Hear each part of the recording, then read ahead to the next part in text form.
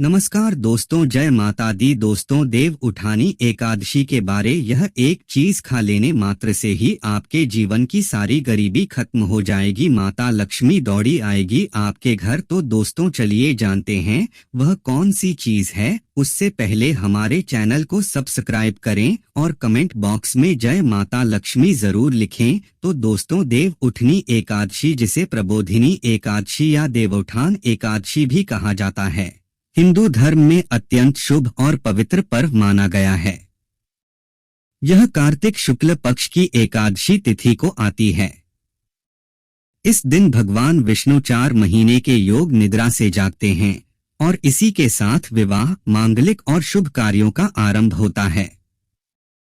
इसी दिन से तुलसी विवाह, विवाह पर्व, अन्नकूट उत्सव आदि आरंभ किए जाते हैं। ऐसा कहा जाता है कि जो व्यक्ति इस दिन नियम पूर्वक व्रत रखता है और भगवान विष्णु का स्मरण करता है, उसके जीवन में सौभाग्य, सुख, समृद्धि और धन की कभी कमी नहीं होती। देव उठनी एकादशी के दिन भगवान विष्णु के जागने के साथ ही माता लक्ष्मी भी अपने भक्तों के घरों में विचरण करती हैं। इस दिन कुछ विशेष नियमों और परंपराओं का पालन करने से माता लक्ष्मी प्रसन्न होती हैं। धर्म ग्रंथों के अनुसार इस दिन कुछ शुभ चीजें खाने और भोग लगाने से देवी लक्ष्मी घर में स्थायी रूप से निवास करती हैं। इन चीजों में सबसे प्रमुख मानी गई है गन्ना या तुलसी का प्रसाद। देव उठनी एकादशी के दिन भगवान विष्णु और तुलसी जी का विवाह भी मनाया जाता है। तुलसी माता को भगवान विष्णु की अत्यंत प्रिय मानी गई हैं। जब भगवान शालिग्राम रूप में और तुलसी माता पौधे के रूप में विवाह करते हैं तो पूरे ब्रह्मांड में शुभता फैलती है। इस दिन तुलसी का पत्ता या तुलसी से बना प्रसाद, जैसे तुलसी के पत्ते से सजाया गया पान या तुलसी की मंजरी युक्त दूध ग्रहण करना अत्यंत शुभ माना जाता है। ऐसा करने से व्यक्ति के जीवन में धन की वृद्धि होती है और दरिद्रता का नाश होता है।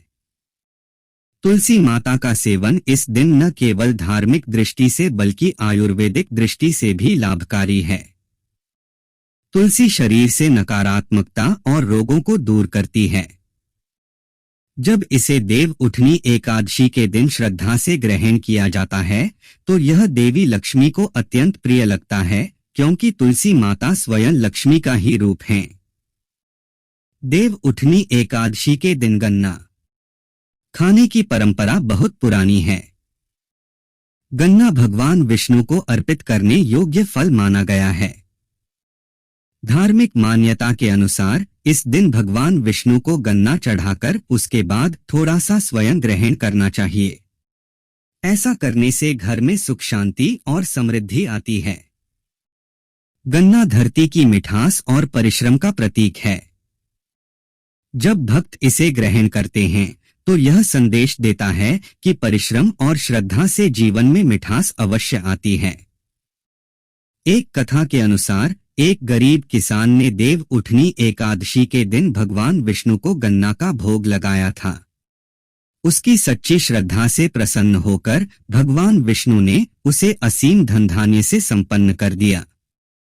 उसी दिन से यह मान्यता चली कि इस तिथि पर गन्ना खाने से माता लक्ष्मी प्रसन्न होकर घर में स्थायी रूप से वास करती हैं। देव उठनी एकादशी के दिन भोजन में सात्विक चीजें जैसे फल, दूध, गुड़, गन्ना, तुलसी के पत्ते और पंचामृत का सेवन विशेष रूप से शुभ माना गया है। इन चीजों में सात्विक ऊर्जा होती है जो वातावरण को पवित्र बनाती है और शरीर को भी निर्मल रखती है। जो व्यक्ति इस दिन गन्ने या तुलसी से बने प्रसाद का सेवन करता है उसके घर में लक्ष्मी स्वयं पधारती हैं। कहा जाता है कि देवी लक्ष्मी उस घर में निवास करती हैं जहां शुद्धता, भक्ति और सच्ची भावना से भगवान विष्णु की पूजा होती है। अगर इस दिन गन्ना या तुलसी के प्रसाद के साथ भगवान विष्णु को पीले फूल, दीपक और तुलसी पत्ता अर्पित किया जाए तो देवी लक्ष्मी उस घर को कभी नहीं छोड़ती।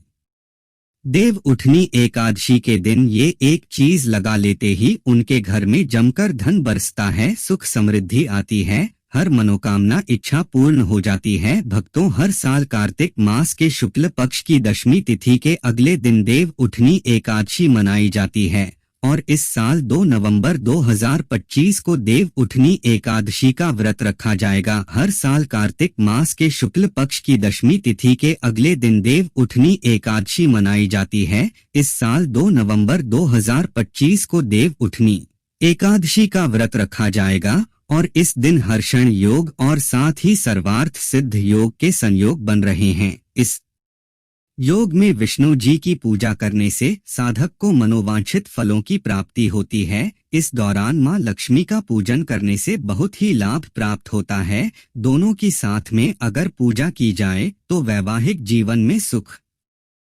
समृद्धि का वास होता है।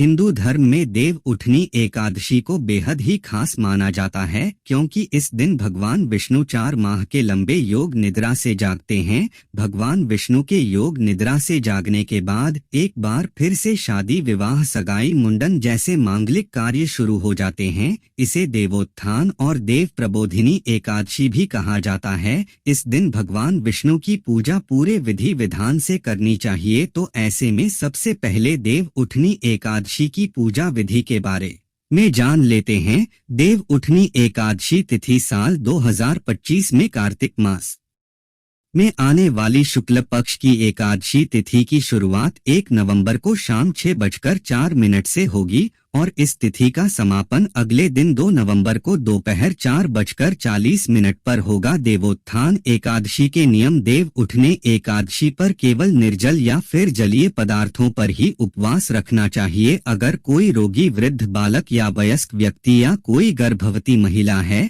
तो उसे केवल एक बेला का ही उपवास रखना चाहिए। भगवान विष्णु या अपने इष्ट देव की उपासना करें। मां का आहार प्याज, लहसुन, मांस, मदिरा या बासी भोजन का सेवन बिल्कुल भी ना करें। आज के दिन आप ओम नमो भगवते वासुदेवाय नमः मंत्र का जाप जरूर कीजिएगा। देवोत्थान एकादशी की पूजा विधि इस प्रकार से है। इस दिन आप करने का मंडप बनाएं और बीच में एक चौकी बनाएं। चौकी के मध्यम में चाहे तो भगवान विष्णु का चित्र या मूर्ति रख सकते हैं। भगवान विष्णु को गन्ना, सिंघाड़ा और फल मिठाई अर्पित जरूर कीजिए। इस दिन देशी घी का दीपक जलाएं, इसे रात भर जले रहने दीजिए। फिर भोर में भगवान के चरणों की विधिवत पूजा करें और चरणों को स्पर्श करके उन्हें जगाएं। कीर्तन करें, व्रत उपवास की कथा सुने। इसके बाद से सारे मंगल कार्य विधिवत शुरू किए जा सकते हैं। कहते हैं कि भगवान के चरणों का स्पर्श करके जो मनोकामना मांगते हैं वह पूरी हो जाती है।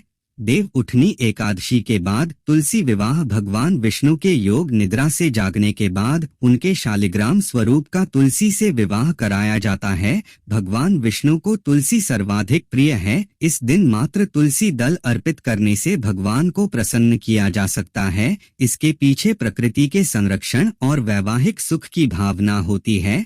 जो लोग इसे संपन्न करते हैं उन्हें वैवाहिक सुख प्राप्त होता है। एकादशी के दिन यथाशक्ति अन्न दान जरूर कीजिएगा किंतु स्वयं किसी अन्य का दिया हुआ अन्न कदापि ग्रहण ना करें। किसी कारणवश निराहार रहकर व्रत करना संभव ना हो पाए तो एक बार भोजन करें। इस दिन दूध या जल का सेवन कर सकते हैं। एकादशी व्रत में शकरकंद, कुट्टू, आलू, साबूदाना, नारियल, काली मिर्च, सेंधा नमक, दूध, बादाम, अदरक, चीनी आदि पदार्थ खाने में शामिल कर सकते हैं। एकादशी का उपवास रखने वालों को दशमी के दिन से ही मांस, लहसुन, प्याज, मसूर की दाल आदि निषेध वस्तुओं का सेवन नहीं करना चाहिए। एकादशी के दिन प्रातः लकड़ी का दातुन करें और फिर इस दिन वृक्ष से पत्तों को तोड़ना वर्जित माना जाता है।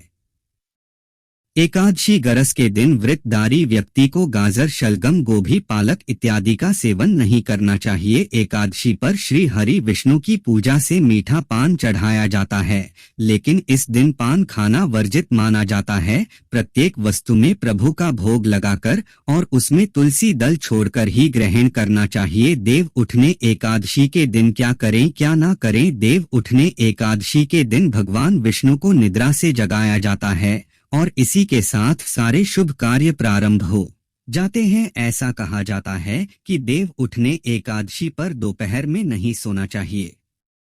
धार्मिक ग्रंथों में कहा गया है कि इस दिन भगवान विष्णु की भक्ति में लीन रहना चाहिए। देव उठने एकादशी के दिन किसी भी व्यक्ति को भूल से भी चावल नहीं खाना चाहिए। चावल से बनी चीजों से भी आपको दूरी बनाए रखनी चाहिए। पंडितों का कहना है कि चावल खाने से मन और शरीर स्थिर नहीं रहता है।